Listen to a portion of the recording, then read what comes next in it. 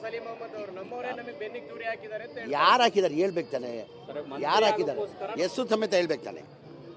ಈಗ ನೀವು ಕೇಳ್ರಿ ಜಬ್ಬಾರು ಹಿಂಗೆ ಅಂತ ಸಲೀಂ ಅಹಮದ್ ನಸೀರ್ ಅಹಮದ್ದು ಕೇಳ್ರಿ, ನಾನು ಹೇಳಿದ್ದೀನಿ ಯಾರಂತ ಹೇಳ್ಬೇಕು ತಾನೆ ಅವರು. ಈಗ ನನಗೆ ಹೈಕಮಾಂಡಿಂದ ಸ್ಟಾರ್ ಕ್ಯಾಂಪೇನರ್ ಆಗಿಬಿಟ್ಟು ಕೇರಳಕ್ಕೆ ಜವಾಬ್ದಾರಿ ಹಾಕಿದ್ರು. ಆಮೇಲೆ ಮನೆ ಮುಖ್ಯಮಂತ್ರಿಗಳು 5ನೇ ತಾರೀಕು ಜಮೀರ್ ಅಹಮದ್ ಖಾನ್ ಬರ್ತಾರಂತ ಘೋಷಣೆ ಮಾಡಿದರು.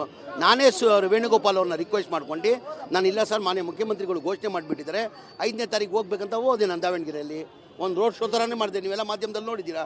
ಪ್ರೆಸ್ ಮೀಟ್ ಮಾಡಿದೆ, ಮಲ್ಲಿಕಾರ್ಜುನ ಮನೇಲಿ ಊಟ ಮಾಡಿದ್ದೀನಿ ನಾನು. ಇನ್ನು ಆಮೇಲೆ ಅಲ್ಲೂ ಪ್ರೆಸ್ಸಲ್ಲೂ ಹೇಳಿದೆ ನಾನು ಅಗತ್ಯ ಇದ್ದರೆ ಬಾಗಲಕೋಟೆ ಹೋಗ್ತಾ ಇದ್ದೀನಿ ಇಲ್ಲಿಂದ. ನಾನು ಅಗತ್ಯ ಇದ್ದರೆ 7ನೇ ತಾರೀಕು ತಿರ್ಗಾ ಬರ್ತೀನಿ.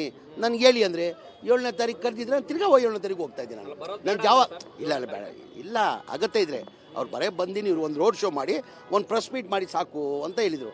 ನಾನು ಆ ಕೆಲಸ ಮಾಡಿದ್ದೀನಿ, ಪಕ್ಷದ ಜವಾಬ್ದಾರಿ ನಾನು ಏನು ಕೊಟ್ಟಿದ್ದು ಮಾಡಿದ್ದೀನಿ. ಹಂಗೂ ಮಾಧ್ಯಮದಲ್ಲಿ ನಾನು ಹೇಳಿದ್ದೀನಿ, ನಾನು ಬಾಗಲಕೋಟೆ ಹೋಗ್ತಾ ಇದ್ದೀನಿ ಇವತ್ತು, ನೀವು 7ನೇ ತಾರೀಕು ಅಗತ್ಯ ಇದ್ದರೆ ನಾನು ಬರ್ತೀನಿ ಅಂತ ಹೇಳಿದ್ದೀನಿ. ಕರೆದ್ರೆ ನಾನು ಬರ್ತಾಯಿದ್ದೆ. ನಾನು ಆ ಥರ ಗೊಂದಲ ಏನಿಲ್ಲ, ಗೊಂದಲ ಎಲ್ಲ ನಾವು ಒಟ್ಟಾಗಿದ್ದೀವಿ, ಒಂದಾಗಿದ್ದೀವಿ. ಈ 2